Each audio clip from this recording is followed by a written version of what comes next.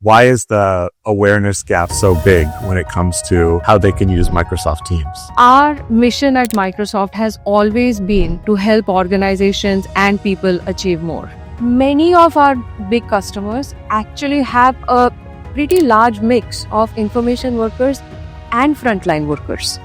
Frontline is such a tech-hungry demographic. They have been underserved traditionally by technology, and yet the opportunity to be served and the opportunity for the ROI that tech can provide them is tremendous. What does a daily walkthrough look like using just voice? In this world where they need to be heads up, hands free, having to type or having to write actually is neither heads up nor hands free. Voice allows them to, their eyes can actually be looking around and they are fully present on the floor. Who's the right customer for Frontline tools?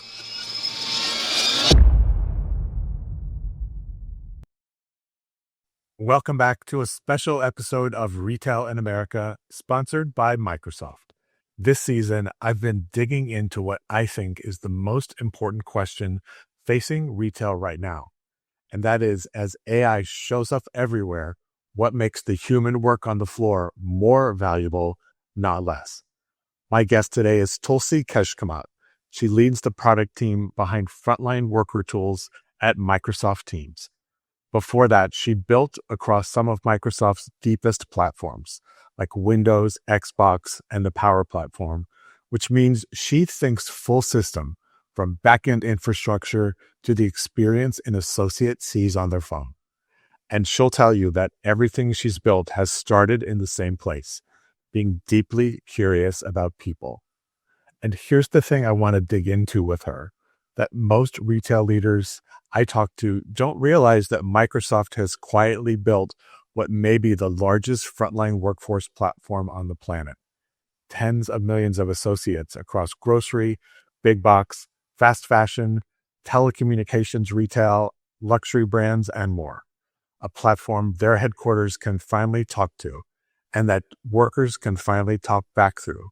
And what Tulsi's team has done on top of that, with bringing AI into the workflow in ways most people don't realize is already there.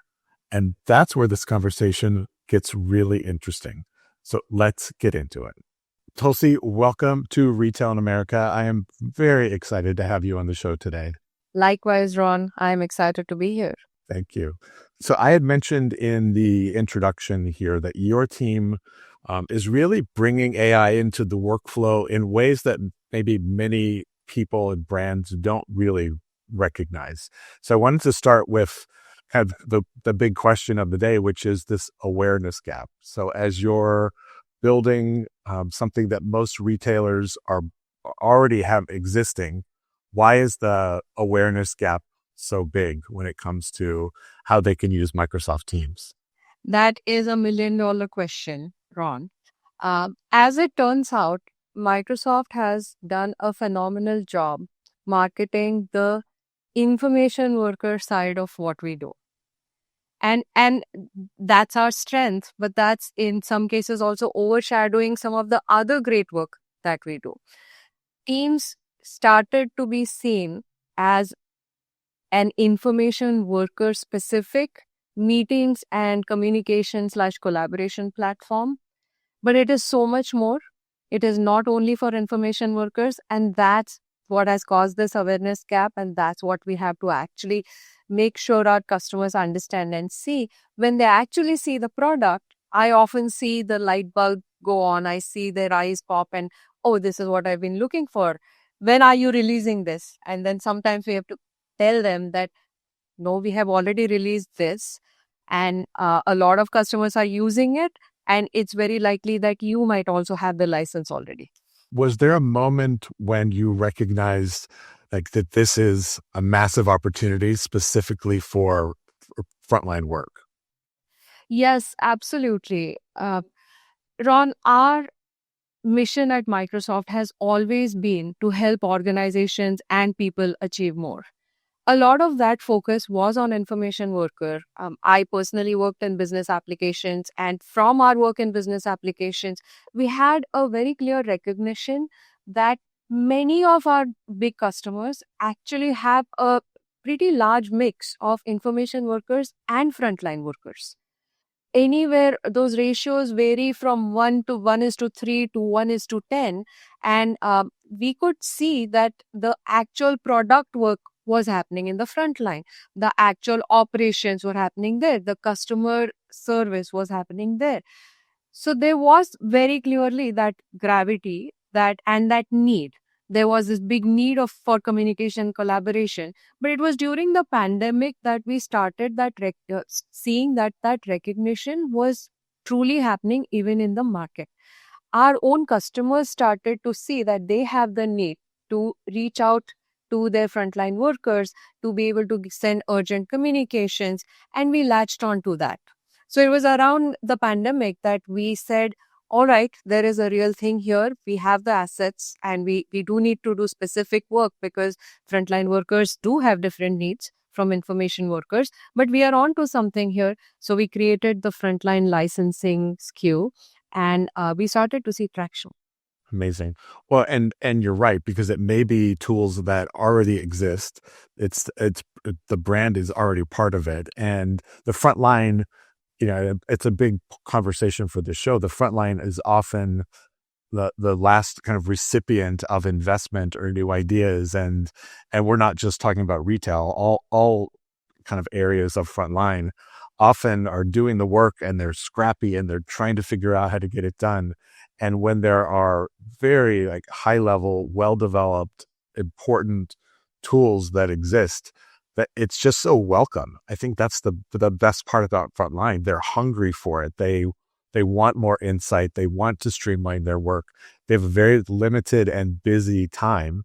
And time and resources are always valuable. And so things like this, I think, are an important moment where we're really here to support you. We're really here to give you what you need. I could not agree more, Ron. Mm-hmm. Frontline is such a tech-hungry demographic. They have been underserved traditionally by technology, and yet the opportunity to be served and the opportunity for the ROI that tech can provide them is tremendous. And when they start recognizing that, when digital transformation in the frontline actually happens, you can see the numbers move, because it directly translates into the hourly savings that are happening. Hey, this used to take much longer before, it now takes a shorter time. Yeah, exactly. I used to have to find people to communicate with in the past. Now I can actually reach them with voice or with my fingertips. It's great. And we'll move on, but it's interesting because when I have conversations with technology founders and we start to talk about AI, which you and I will here in a moment, their response is, we can understand the return on an AI investment when it's specifically for the front line faster than anywhere else. Because you're right, that tech hungry, they're willing to adopt, they're willing to use, and you can see the ROI even faster. Would you agree with that? I would 100% agree with that. In my observation, the frontline area is ripe with business workflows. Just the operations, there's a lot of repeatability in what they have to do on a daily basis. They have to do a certain set of things. So anything that you can do to speed up, that has compounding value. Yes. And then when you can chain things together, you can go from one workflow to another. It actually shrinks the time that is needed to perform those workflows. It makes information available at the right time, at the right place, for the right person. All of that then directly contributes to the ROI calculation. Very much so. Yeah. Fantastic. So I want to go into some of the basics. So if I am a brand new first day enroll frontline associate, the company has frontline licenses. What does that look like for me as I'm using these tools? With teams for frontline, Ron, the way that we approach digital transformation is by giving each frontline worker a digital identity. This digital identity allows them to participate in communication, collaboration. They are able to hear from their leaders. They are able to perform the operational workflows, be on schedule, know what tasks need to be performed, all of that. right? But what does day one look like? You're very aware that there is a real seasonality. There can be churn. There is a lot of turnover in the frontline workforce. And in that world, the amount of time that is spent on training and onboarding someone, that can become a real drain. So for a lot of organizations, the faster they can put that frontline worker on the floor with confidence, because this is the person that's representing your company to your end customer who you really care about. So that confidence is critical, that preparedness is critical. Now, do you want to spend 3 to 5 days training them just so that they can be on their first shift? Or do they need to constantly find a frontline manager or a store manager that they can shadow? Yes, all of those are approaches. But the faster we can get them ready and we can give them the tooling so that the help that they need is available at the moment of the customer interaction. For instance, someone walks up to them and says, "Hey, can I return this? I am on day X since I purchased this and I've opened it, or I don't have the label for this. Is it still okay to return?" You don't want that frontline worker to struggle. That store associate should be able to find answers and find definitive answers. So, in that situation, something like AI, some kind of question and answer assistant that is actually grounded in the real information from the store, so it's going to be correct, and they don't have to memorize it because they have access to it right away. They don't have to get flustered and go looking for someone else to help them, which again causes delays for the customer as well because they are left waiting there. So all of these things, so that's one thing that we aim to solve for with the frontline agent that we have created. Another important thing is just the predictability. When you have a standardized chat channel, the channel structure in Teams, it's very clear where you should go to look for what information. Where are your colleagues going to be if you do need to reach someone? You're on one end of the warehouse, your colleague might be on a different side. Can you quickly access them? There might be existing information that you just have to find. So when it is structured, when it is predictable, then it is easy to find. And the same thing that happens when a frontline worker, a store associate, goes to a new different store location, which also happens a lot of times. They work across many different locations in the same district, and even in that case, that predictability is super, super helpful. I absolutely agree. Well, and statistically, part of the turnover challenge that we have at Frontline, and which includes hospitality, is usually in the top 5, lack of resources or understanding about how to do my job well. Yes, It's very frustrating. The customer's frustrated. They don't know who. Trying to find a manager like this. We've all seen the scenarios, and that's if you can solve one of the most important challenges, which is I have the tools and resources to be competent in my role within yeah. a matter of days or hours.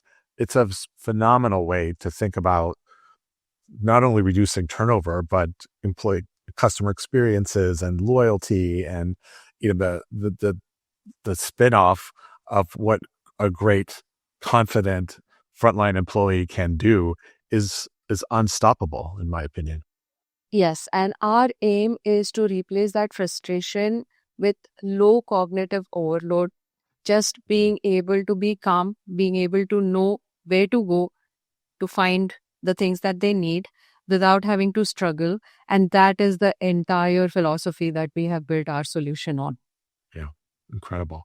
So let's go through kind of the scale, because you have a very wide range of customers, and Mhm. some of them, they run the gamut from organizations with more than 1 million frontline workers down to brands that have 20 or 30,000. So we talk about grocery and big box and fast fashion and telecommunications and luxury.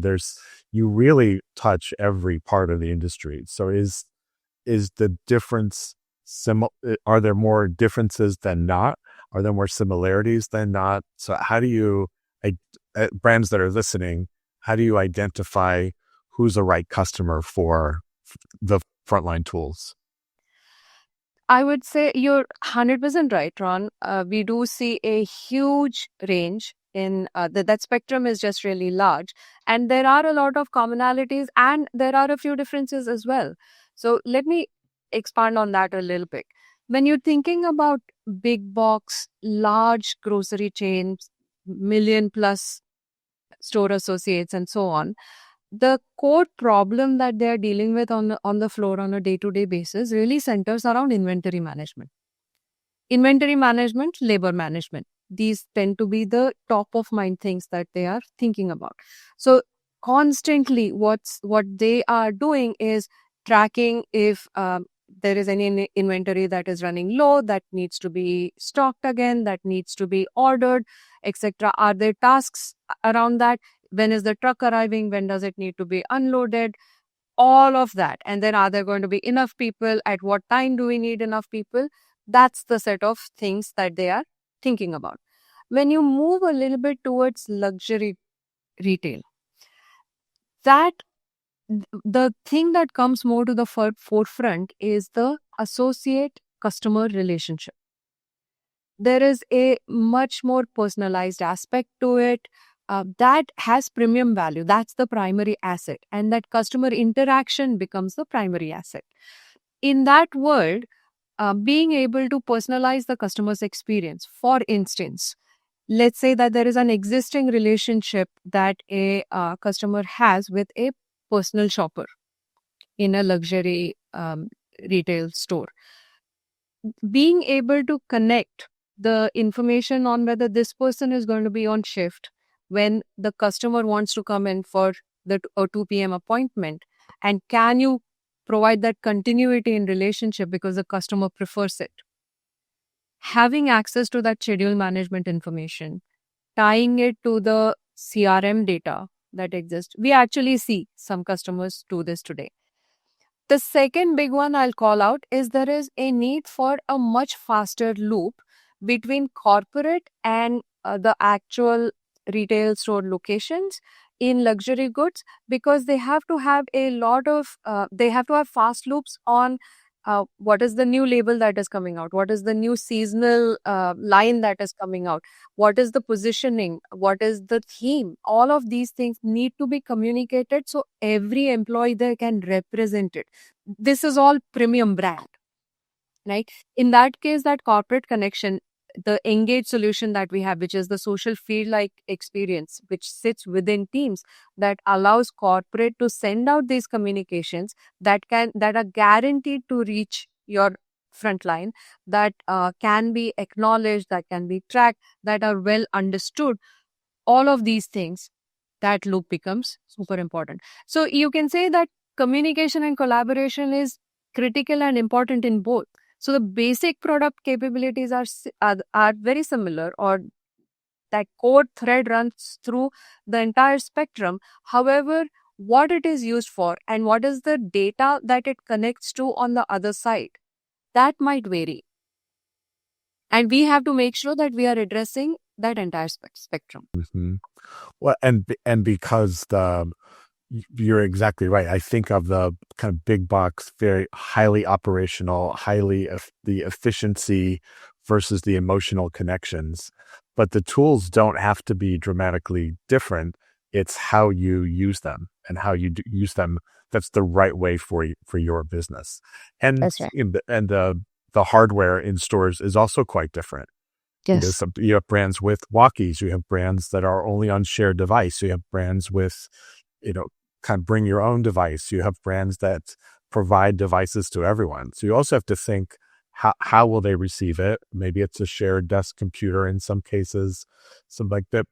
How they use it, where they find it, the efficiency of getting the work done is all adds to complexity, but sounds like you've covered all of that.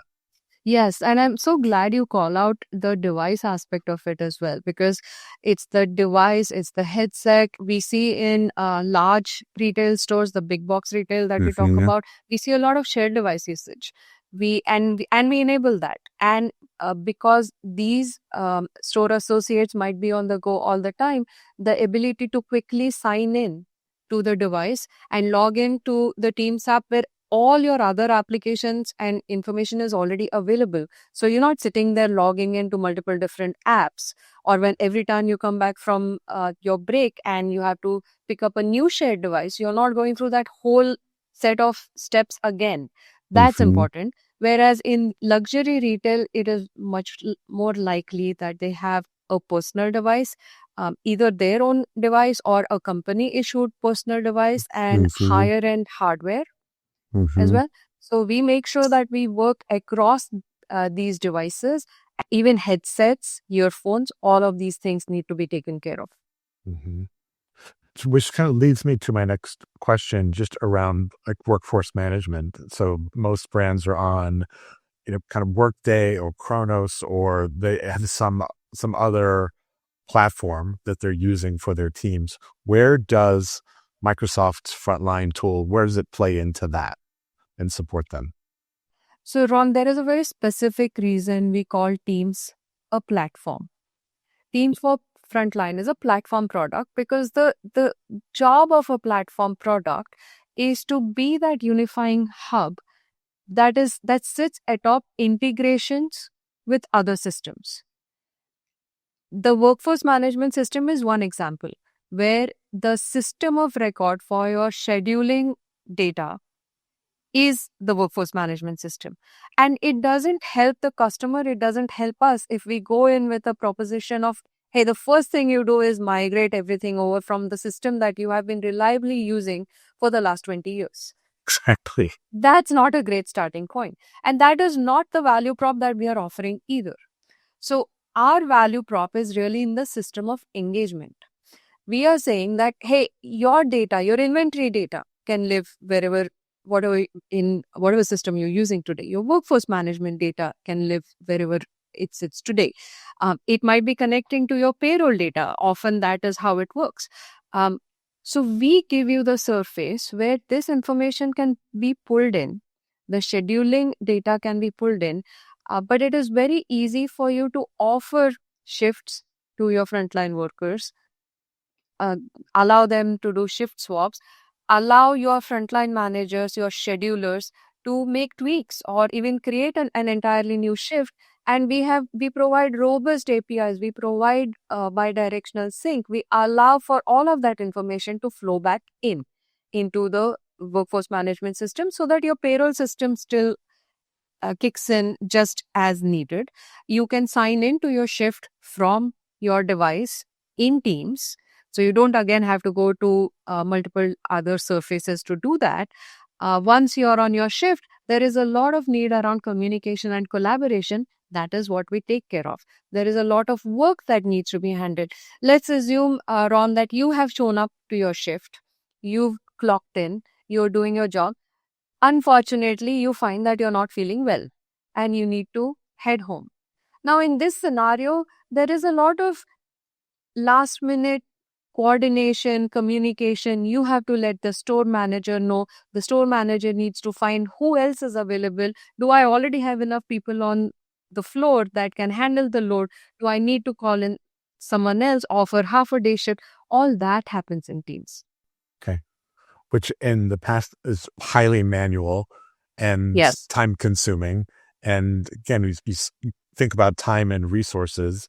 Everything you're describing gives the leadership team back some time in order to focus on other areas. Yeah. Uh, So I've actually gone and looked at, there are store chains where home gardening type store chain. And I was mhm. talking to the store manager. Hey, what do you do if someone ends up not showing up for a shift, or they end up having to leave halfway?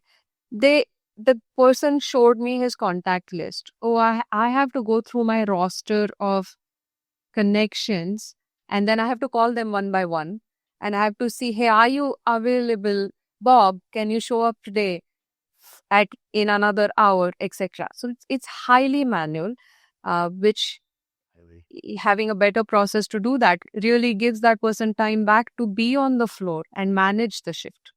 Yes, agreed. Which kind of also takes me into my next question around just voice and the idea of, the future of how voice is being used in things like store visits. You shared a story that I'd like for you to tell around, like, what does a daily walkthrough look like using just voice? Because it is becoming a bigger conversation. Eyeglass idea, I've heard today, even just like the AirPods that I'm in, Apple's developing the ability to have a camera. Like, we're in a constant state of now speaking rather than typing. And so how does Yes. that work on frontline teams? Yeah. Spot on, Ron. That point on voice and frontline, extremely relevant, because in the frontline world, it actually is even pointier, I would say, the need. If you have to take your gloves off every time to type a message or to write something, that is a very different experience, and that is one of the things that adds to that frustration. It's a cumbersome way of doing something that you have to do. That is one of your actual tasks that you need to complete on a daily basis. So let's take the example of that store walkthrough, site walkthrough, etc., and the how voice helps that, and how what we have done about it. In the past, what I used to hear was store managers every day had to do their rounds, and these rounds can take anywhere from 15 minutes to an hour. And then there is a big task of following up after the round with documenting what they saw, Mhm. with taking actions to assign tasks to someone, to ask someone to do something that they felt was not up to the mark, etc. They would go around with paper and pen. They would have this writing pad with a pen, and they would keep noting things. And then they would Mhm. also have a checklist many times where they would have to mark items. Checked for this, checked for this other thing, yes, no, etc. Right? So 30 minutes to an hour in the actual walkthrough, and then another hour almost doing follow ups, documenting, because you also have to maintain an audit trail and so on. Now, all of this, just imagine the world where with a voice based checklist, all this manager now has to do is start the walkthrough, and just with voice, they know what items are there in the checklist. They just call out what the status of each of those items is. If there is something new that they see, they can take a voice note with a follow up saying, hey, this inventory needs to be updated, or this shelf needs to be stocked, or I see dirt here that needs to be cleaned up, etc. And that's it. When the walkthrough ends, there is no going back to their desk. There is no documenting and doing a separate set of follow ups to take action on the walkthrough that just happened. And the record exists because now that checklist is there. It does a phenomenal job of actually capturing what the person said, taking the notes and the follow ups as well. So that whole loop, now you've shrunk it big time, but it is a delightful experience. It is that you've taken the drudgery out of the the task that they have to do, and they can be fully focused. The other thing that we don't often realize is, in this world where they need to be heads up, hands free, having to type or having to write actually is neither heads up nor hands free. So if you can give them that, voice allows them to be that. Voice allows them to, their eyes can actually be looking around and they are fully present on the floor. There are many implications to that. There are safety implications, there are judgment implications, there are cognitive burden implications. But this is the thing that starts to now chip away at the cognitive burden, starts to chip away at the frustration that these people regularly encounter. And instead, that job becomes less mechanical and more interesting. Much more interesting. And as you're describing that, Tulsi, the idea, and I know this is specifically a retail frontline conversation, but I think about hospitality, I think about healthcare, I think about these other massive markets that you serve, where voice, and all of us have been to doctors who are taking notes by hand. We've all been, in restaurants where you can tell the workload is very high. Like what you're describing, I'm just imagining, yes, in retail, but I'm also thinking about it in other industries. Yes, so you're 100% right on that. In hospitality, room readiness checks. That's a checklist done by voice, where in a hospital clinical location, discharge checklist, triage checklist, ward readiness checklist, all of these are checklists. And voice is completely applicable in all of those scenarios as well. So, yes, this is true. I'll tell you that we are actually currently previewing the functionality that I just talked about, the voice-based checklist functionality, with with select customers across some of these different industries. Amazing. Can't wait to hear more about that in the future for sure. But thank you. Yes, I'm So, excited about it too. me too.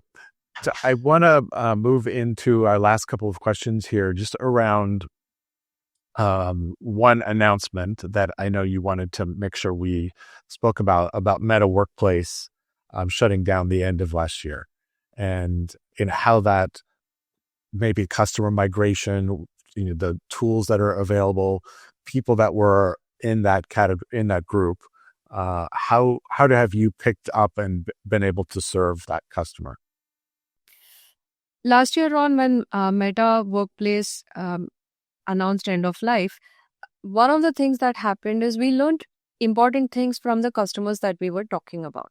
And one top of mind for them was, it was clear that they wanted the social field like experience. They wanted the connection with their leadership. And we were aware of that because we already had the Engage product, and we already had the leadership connection, the storylines pieces in that Engage product. But the real recognition for us was the desire that customers have to access all of this in one place. So, not needing to download multiple different applications, asking their frontline associates to go to one location where they do their job in teams, that is, where they do their other workflows, and then going to a different location to look at what communications they're receiving, what their leadership connections are saying, or if there are interest based or role based communities in their organization. Those two experiences cannot be disparate from each other. That was one of the big things that we realized from talking to customers who are going through this journey of migrating off of Meta. And so it serendipitously, we were already putting all of this functionality natively in Teams. So the fact that the engaged communities experience is native in Teams, storylines is native in Teams, leadership connections can be made there itself, and all that um, conversation allows for sentiment tracking, allows for acknowledgement, all of those things, that is really gold. So that was the primary thing that we latched into, and our customers really started to come along. And they love that approach. The role of a platform is not to increase the number of apps that you have to access. It is to decrease the number of apps that you have to access.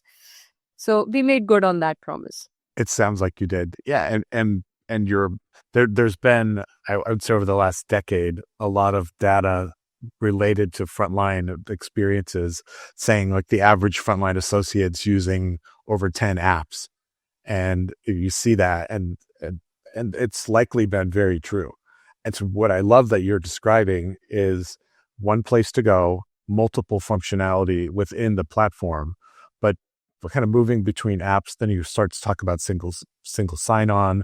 That it can get very complicated very quickly when a frontline associate's trying to use 10 different apps. So I think of anything, what I love that you're describing is you're not only improving the customer experience because of the knowledge base, but you're mostly improving the employee experience.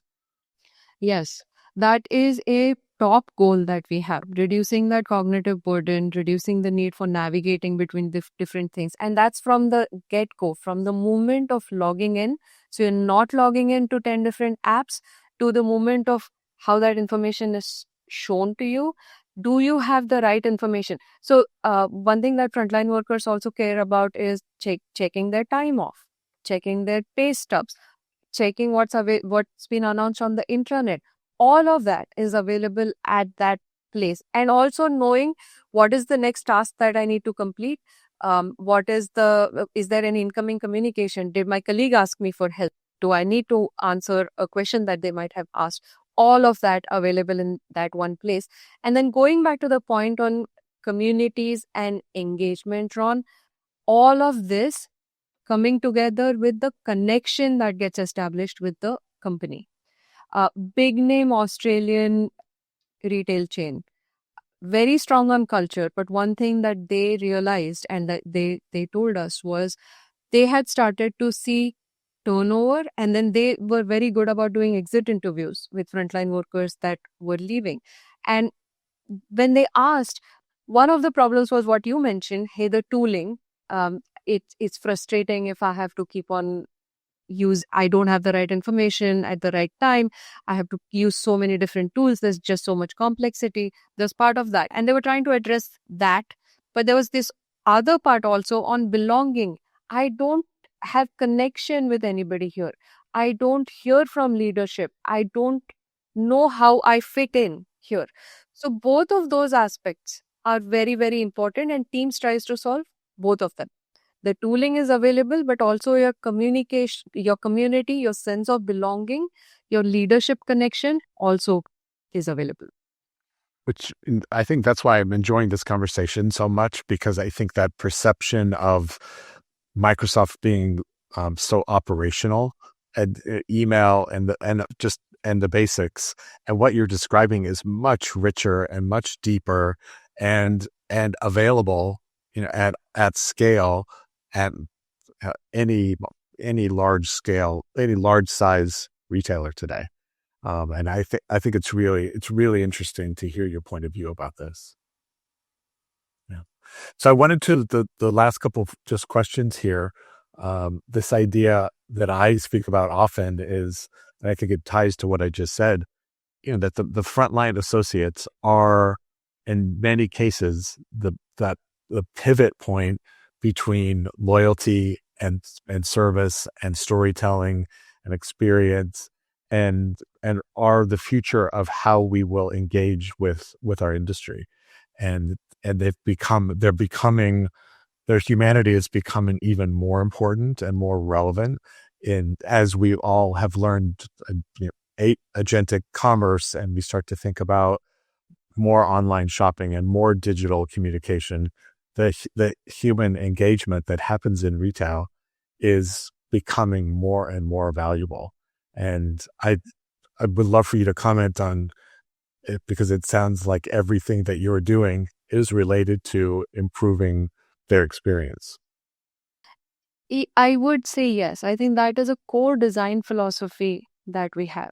The job of the tooling is to make their lives easier, to give them the mechanics to get more done faster, efficiently, with less cognitive burden, but with the goal of creating more space for those human connections.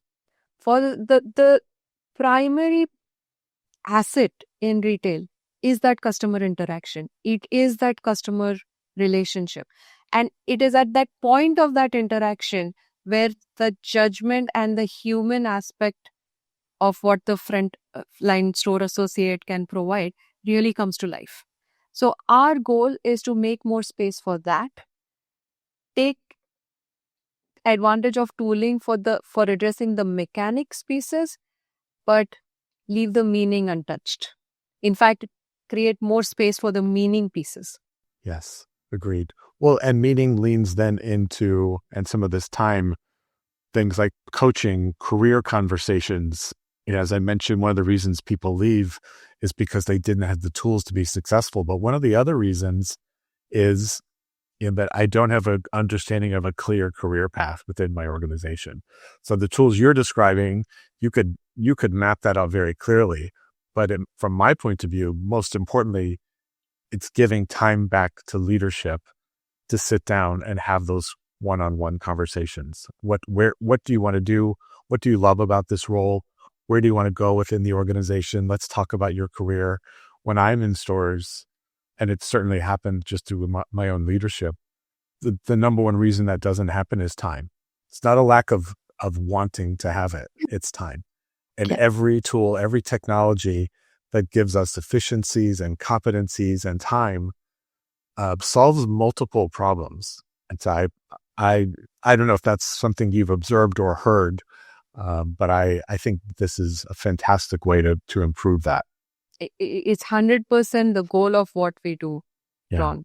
That Amazing. there is no dearth of desire, there is dearth of time. So when you make time available, there is so much that they can do with it. And there is a direct link with retention, by the way. You're right. It's in the frontline, there is seasonality and there is turnover. But part of that turnover is also because people are not able to find that meaning. They are not able to find that career progression. And so it becomes a temporary job. However, when they can see a path, when someone is able to sit down with them and actually discuss where this is going to go, then they are much more likely to stay around and make something bigger and more meaningful and grow because they can see it. They have pride in their work. Yeah. And especially in today's world with gig economy, which is great, like people have options to do different things, but at the same time, people are still looking for that meaning and connection, to be a part of something that is bigger than themselves, even with the other factors that they are handling. And so it is these organizations that are being aware of this and are doing something about it that then turn out to be the winners.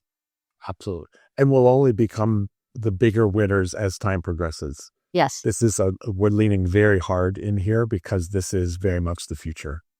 That's correct. Last question, Tulsi, just as people that are listening, brands that are listening, that are interested in taking that next step with Frontline tools, who is this most kind of designed for, and what should they do?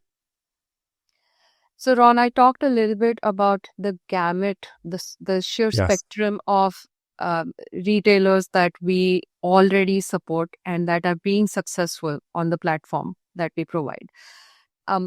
What I would say is, for retail leaders who are currently considering digitization or digital transformation for their frontline and see the value in it and want to get started, I would say think about the most successful ways that I have seen this done is think about the use cases, think about what you want to solve for.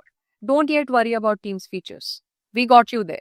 But think about what you want to accomplish. Do you want to start with local collaboration? Do you want to start with corporate communication? Do you want to start with workflows? And then grow from there. Start by piloting in 1 or 2 stores. Start with some set of functionality. Try it out. Maybe you want to deploy a walkie-talkie solution, which we also support, voice-based analog walkie-talkie instead of digital walkie-talkie instead of analog walkie-talkie. Wherever you want to start there and then expand it further and add the set of use cases that you want to try out and scale in your organization. We have very clearly defined paths on how you can do this in a reasonable manner.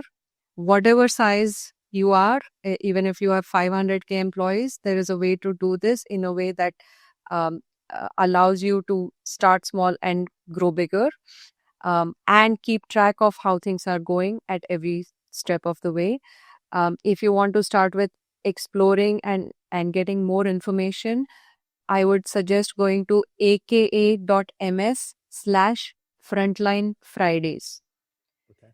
We have really good sessions that we recorded on going very much into detail on some of the areas that I talked about today, Ron. So that's a great starting point. And I'm sure that when retail leaders start looking into that, they will be able to see their organization reflected in the sessions, because it's really grounded a lot in customer value and customer truth.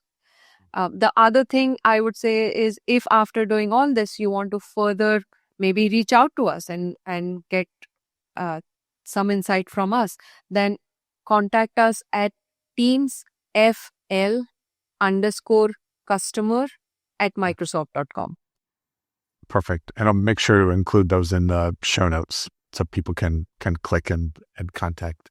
Thank you so much, Tulsi. I feel like I've learned up so much about the tools and the opportunities to support the frontline in really interesting ways. So I very much appreciate that.